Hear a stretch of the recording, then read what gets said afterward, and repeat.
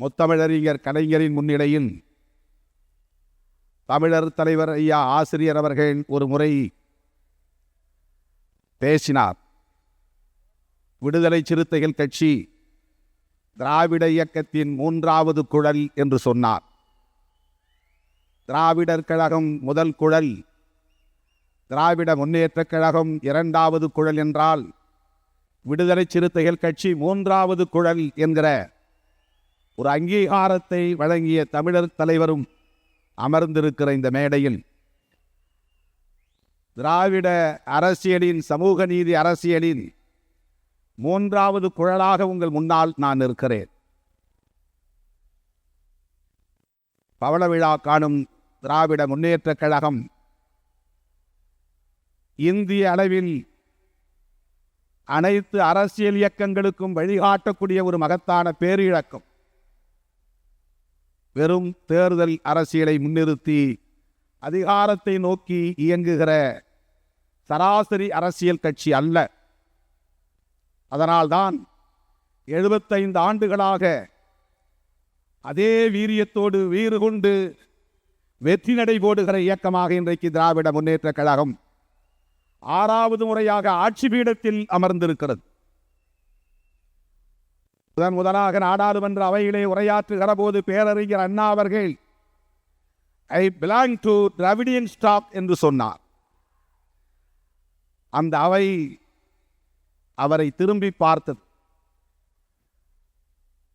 முற்றிலும் மாறுபட்ட ஒரு கருத்தை எடுத்து முன்வைத்தார். நான் டிராவிடியன் ஸ்டாக், உங்களிலிருந்து வேறுபட்டவன், மாறுபட்டவன் என்று உரத்து பேசியவர் அண்ணா அவர்கள். அந்த அண்ணாவின் தம்பி முத்தமிழறிஞர் கலைஞர் அவர்கள் அண்ணாவுக்கு பிறகு கட்சியின் தலைமை பொறுப்பையும் ஆட்சி பொறுப்பையும் ஏற்றார். கட்சி தலைமை பொறுப்பை ஏற்றபோது 5 பெரும் முழக்கங்களை முன்வைத்தார். திராவிடர் கழகத்தின் நிறுவனர் ஐயா பெரியார் அவர்களின் கொள்கை வழியில்தான் திராவிட முன்னேற்றக் கழகம் இயங்கும் என்பதை ஆட்சி பொறுப்பேற்றதும் பேரறிஞர் அண்ணா அவர்கள் அறிவித்தார். ராஜாஜியோடு சேர்ந்து கூட்டணி அமைத்து ஆட்சியை கைப்பற்றினாலும் இந்த ஆட்சியை பெரியாரின் காலடியில் காணிக்கையாக வைக்கிறேன் என்று சொன்னார். அதுதான் அரசியல் முதிர்ச்சி, கொள்கை முதிர்ச்சி, பெருந்தன்மை. பெரியார் வழியிலிருந்து ஒருபோதும் வழுவ மாட்டோம் என்று உரத்து பேசியவர் பேரறிஞர் அண்ணா. அதுதான் டிராவிடியன் ஸ்டாக். 5 பெரும் முழக்கங்களை முன்வைத்த போது பேரறிஞர் அண்ணாவின் தம்பி தலைவர் கலைஞர் அவர்கள் அண்ணா வழியில் அயராது உழைப்போம் என்று சொன்னார். அண்ணா வழி என்றால் ஐயா வழி, அதுதான் திராவிட அரசியல் வழி என்று பொருள். பாதிக்கமற்ற சமுதாயத்தை அமைத்தே தீருவோம், இந்தி திணிப்பை என்றும் எதிர்ப்போம், மத்தியில் கூட்டாட்சி, மாநிலத்தில் சுயாட்சி, வன்முறை தவிர்த்து வறுமையை வெல்வோம். இந்த 5 பெரும் முழக்கங்கள் எதை காட்டுகிறது என்றால், ஐயா வழி தவறாமல் அண்ணா வழியில் இயங்கும் திராவிட அரசியல் இயக்கம் இது, சமூக நீதி இயக்கம் இது என்பதை முத்தமிழறிஞர் கலைஞர் அவர்கள் பிரகடனப்படுத்தினார். அதை அப்படியே பின்பற்றினார். ஒரு சமூக இயக்கமாக, பண்பாட்டு தளத்திலே இயங்குகிற இயக்கமாக செயல்படுகிற பொறுப்பு என்பது வேறு, பணி என்பது வேறு. ஒரு தேர்தல் கட்சியாக வந்த பிறகு பேரறிஞர் அண்ணா அவர்கள் எந்த தயக்கமும் இல்லாமல் பெரியார் கொள்கையை நடைமுறைப்படுத்துவதில் தீவிரம் காட்டினார். இந்தியாவிலேயே முதலாக ஒரு சமூக புரட்சியை ஏற்படுத்தக்கூடிய வகையில் சுயமரியாதை திருமணத்தை சட்ட அங்கீகாரம் பெற்றார். வேறு எந்த மாநிலத்திலும் இது கிடையாது.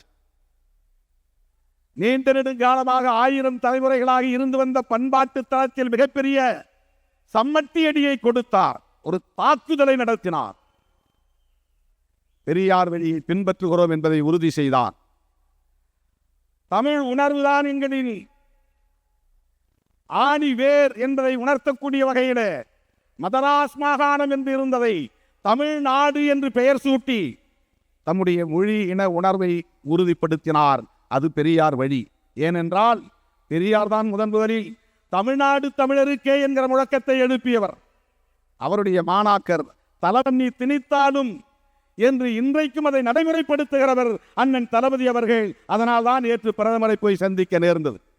நீங்கள் திணிக்கிற தேசிய கல்விக் கொள்கையின் மூலம் மும்மொழி கொள்கையை திணிக்க பார்க்கிறீர்கள், ஒருபோதும் நாங்கள் ஏற்றுக்கொள்ள மாட்டோம் என்று இன்றைக்கும் I belong to Dravidian stock என்று சொல்லுகிற துணிச்சலை பெற்றவர் தளபதி அவர்கள். அந்த லெகசி, திராவிடியன் லெகசி தளபதி அவர்களிடத்தில் இன்றைக்கு இருப்பதனால் தான் இந்த ஆட்சியே திராவிடியன் மாடல் என்று பிரகடனப்படுத்தி இருக்கிறார். கலைஞர் கூட அதை அறிவிக்கவில்லை, அண்ணா அரசு என்று சொல்லி இருக்கிறார்.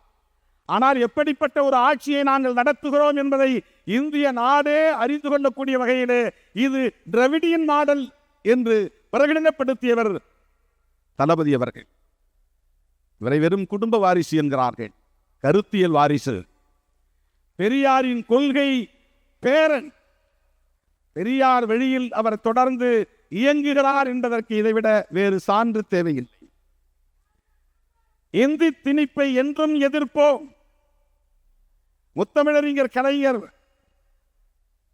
மாநிலத்தில் சுயாட்சி, மத்தியில் கூட்டாட்சி, இந்த முழக்கம் இந்திய மாநிலங்களில் எந்த முதல்வராலும் இதுவரையில் முன்வைக்கப்படவில்லை. அரசமைப்பு சட்டத்தின்படி எழுப்பிய முழக்கம். அதற்காக முதலில் 1969 பி.வி. ராஜமன்னார் தலைமையிலே ஒரு குழுவை அமைத்து இந்திய ஒன்றிய அரசுக்கும் தமிழ்நாடு மாநில அரசுக்கும் இடையிலான உறவுகள் குறித்து விசாரணை நடத்த சொன்னவர். அதை பின்பற்றித்தான் பஞ்சாபிலே ஆனந்தப்பூர் சாஹிப் தீர்மானம் நிறைவேற்றப்பட்டது. மேற்கு வங்கத்திலே ஒரு கமிட்டி உருவாக்கப்பட்டது. அதன் பிறகுதான் இந்திய ஒன்றிய அரசு சர்க்காரியா தலைமையிலே மத்திய மாநில அரசுகளுக்கு இடையிலான உறவை பற்றி விசாரிப்பதற்கென்று ஒரு குழு அமைக்கப்பட்டது. இந்த தாக்கத்தை ஏற்படுத்தியவர் முத்தமிழறிஞர் கலைஞர் அவர்கள். சென்ட்ரல் ஸ்டேட் ரிலேஷன்ஸ், இந்திய ஒன்றிய அரசுக்கும் மாநில அரசுகளுக்கும் இடையிலான உறவுகள் என்னவாக இருக்க வேண்டும், அதிகார பகிர்வுகள் என்னவாக இருக்க வேண்டும், மாநில அரசுகளுக்கான சுயாட்சி உரிமை எத்தகையது என்பதை பற்றிய விவாதத்தை இந்திய அளவிலே ஏற்படுத்தியவர் முத்தமிழறிஞர் கலைஞர் அவர்கள். அதே போல இந்தியாவில் எந்த மாநில முதல்வர்களும் பின்பற்றாத பல நலத்திட்டங்களை முதலில் அறிமுகப்படுத்தியவர் முத்தமிழறிஞர் கலைஞர். கண்ணொளி வழங்கும் திட்டம் உலகில் இந்தியாவில் வேறு எந்த மாநிலத்திலும் அது கிடையாது. குடிசை மாற்று வாரிய திட்டம், கூரை குடிசைகளை எல்லாம் நகர்ப்புறங்களிலே அவற்றை எல்லாம் நீக்கி அழகுபடுத்தி கட்டிடங்களில், அடுக்குமாடி கட்டிடங்களில் எளிய மக்கள் வாழ முடியும் என்பதை முதலில் உருவாக்கியவர். கிராமப்புறங்களில் இருக்கிற கூரை குடிசைகளை எல்லாம் அப்புறப்படுத்திவிட்டு கார வீடுகளை கட்டித் தருகிற திட்டத்தை ஏற்படுத்தி அன்றைய பாதுகாப்புத்துறை அமைச்சர் ஜெகஜீவன் ராம் அவர்களை அழைத்து வந்து அந்த திட்டத்தை தொடங்கி வைத்தவர் முத்தமிழறிஞர் கலைஞர்.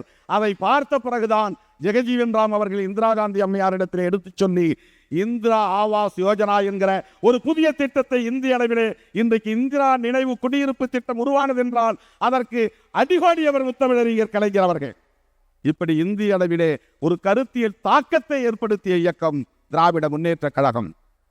காலம் காலமாக கோவில்களில் ஒரு குறிப்பிட்ட சமூகத்தை சார்ந்தவர்களின் குடும்ப வாரிசுகளே அர்ச்சனை செய்ய முடியும் என்று இருந்த நிலையை மாற்றியவர். அனைத்து சாதியினரும் அர்ச்சகராகலாம் என்கிற திட்டத்தை ஆட்சி பொறுப்பேற்ற அந்த காலத்திலேயே 70களின் தொடக்கத்திலேயே அந்த சட்டத்தில் திருத்தம் கொண்டு வந்தவர். அதைவிட முக்கியமாக நான் அடிக்கடி சிலாகித்து பேசுகிற திட்டம், எத்தனையோ பல திட்டங்களை அறிமுகப்படுத்தினார். பிச்சைக்காரர் மறுவாழ்வு திட்டம் இந்தியாவில் வேறு எந்த மாநிலத்திலும் அது கிடையாது. தெருவிலே வீதியிலே யார் வேண்டுமானாலும் பிச்சை எடுப்பார்கள், அதை பொருட்படுத்துவதற்கு யாரும் இல்லை என்கிற நிலை இருந்த போது தொழுநோயால் பாதிக்கப்பட்டு கோவில்களிலும் வீதிகளிலும் பிச்சை எடுத்துக் கொண்டிருந்தவர்களுக்கு ஆங்காங்கே ஒரு தங்கும் இடத்தை உண்டு உறைவிடத்தோடு ஏற்படுத்தி தந்தவர்களுக்கு மறுவாழ்வை ஏற்படுத்தி தந்த பெருமை முத்தமிழறிஞர் கலைஞருக்கு சாரும்.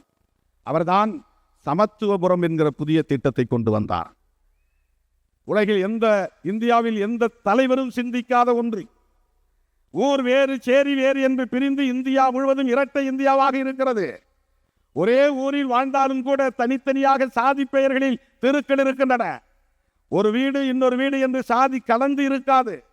இப்படிப்பட்ட நிலையிலே இந்த மக்கள் எப்போது இணைந்து ஒரே இடத்தில் வாழப்போகிறார்கள் என்கிற கவலை முத்தமிழறிஞர் கலைஞருக்கு மட்டும்தான் எழுந்தது.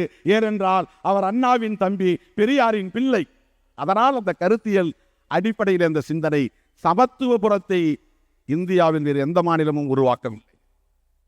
அப்படிப்பட்ட ஒரு கருத்தியல் வாரிசாக 50 ஆண்டு காலம் தமிழ்நாட்டில் மிகப்பெரிய தாக்கத்தை ஏற்படுத்திய தலைவர். எதிர்க்கட்சி தலைவராக இருந்தாலும் அவரை சுற்றிய அரசியல், ஆளுங்கட்சியாக இருந்தாலும் அவரை சுற்றிய அரசியல். அரை நூற்றாண்டு காலம் கலைஞரை சுற்றிய தமிழ்நாடு இயங்கியது, இந்திய அரசியலும் இயங்கியது. எத்தனை நெருக்கடிகள், எவ்வளவு அவதூறுகள்!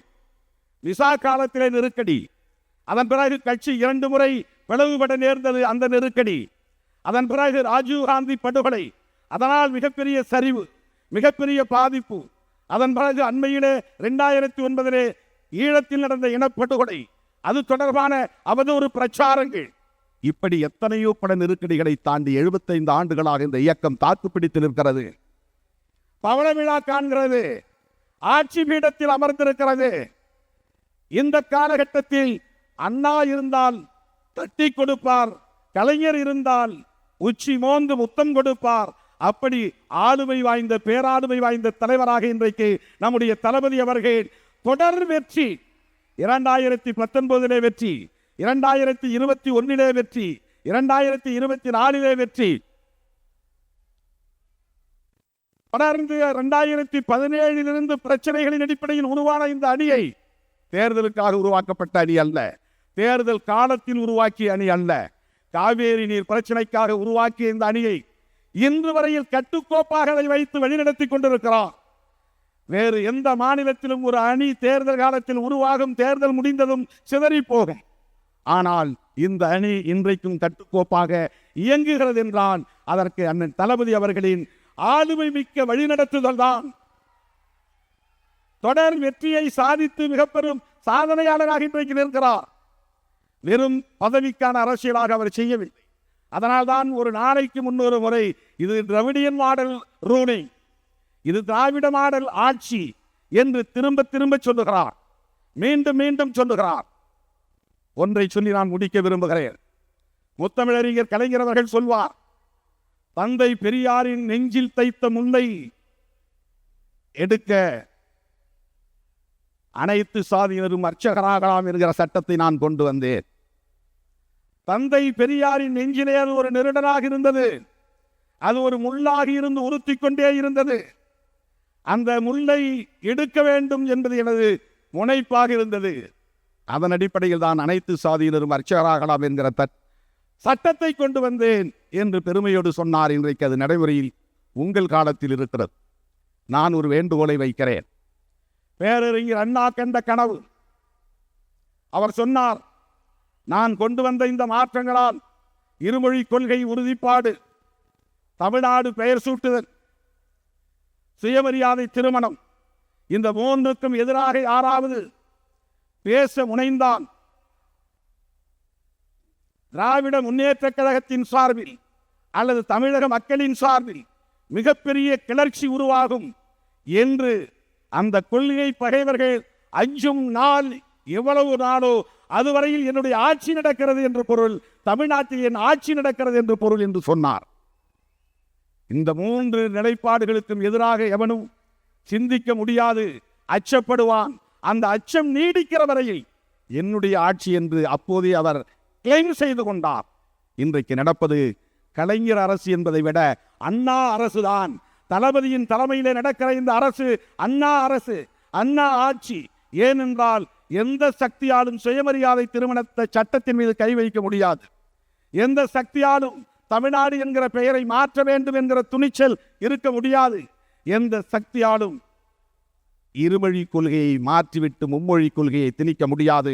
நேற்றைய பயணம் தளபதியின் பயணம், அதற்கான பயணம்தான். கல்விக்கான நிதியை நீ ஏன் தரவில்லை, உன் மும்மொழி கொள்கையை நான் நடைமுறைப்படுத்த முடியாது என்று சொன்னதால் நீ பிளாக்மெயில் செய்கிறாயா? முடியாது, நாங்கள் இப்படித்தான் இயங்குவோம், நீங்கள் நிதியை தர வேண்டும் என்று சொல்லுகிற துணிச்சல், கருத்தியல் சார்ந்த துணிச்சல். என்னுடைய வேண்டுகோள், அண்ணா ஒன்றை சொல்லி அது ஒரு ஏக்கமாகவே இன்றைக்கும் நிலுவையில் இருப்பதாக நான் கருதுகிறேன். இந்தி திணிப்பு எதிர்ப்பு போராட்டத்தில் 1938 நடந்த முதல் மொழி போராட்டத்திலே கைது செய்யப்பட்ட தாளமுத்து நடராசன் 2 பேரும் காவல்துறையின் ஒடுக்குமுறைகளால் உயிரிழக்க நேர்ந்தது. அண்ணா பேசினார். பெரியாரின் இந்த கொள்கைக்கு உரம் சேர்க்கிற வகையிலே உற்ற துணையாகி இருந்தவர்கள், உயிரை மாய்த்து கொண்ட போராளிகள் தாளமுத்துவும் நடராசனும். இவர்கள் சார்ந்த 2 பெரும் சமூகங்களும் பெரியாரின் கொள்கைக்கு பின்னிருந்து துணை இருந்தன.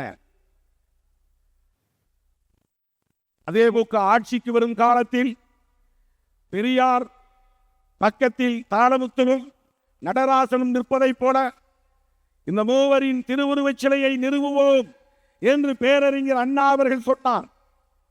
அது இன்னும் அப்படியே நிலுவையில் இருக்கிறது. தந்தை பெரியாரின் நெஞ்சில் தைத்த முல்லை முத்தமிழறிஞர் கலைஞர் எடுத்தார். அண்ணாவின் ஏக்கத்தை நீங்கள் நிறைவேற்ற வேண்டும். திராவிட மாடல் ஆட்சியிலே பெரியாருக்கு நடராசன் தாளமுத்துவோடு இருக்கிற திருவுருவச் சிலையை நீங்கள் எழுப்ப வேண்டும்.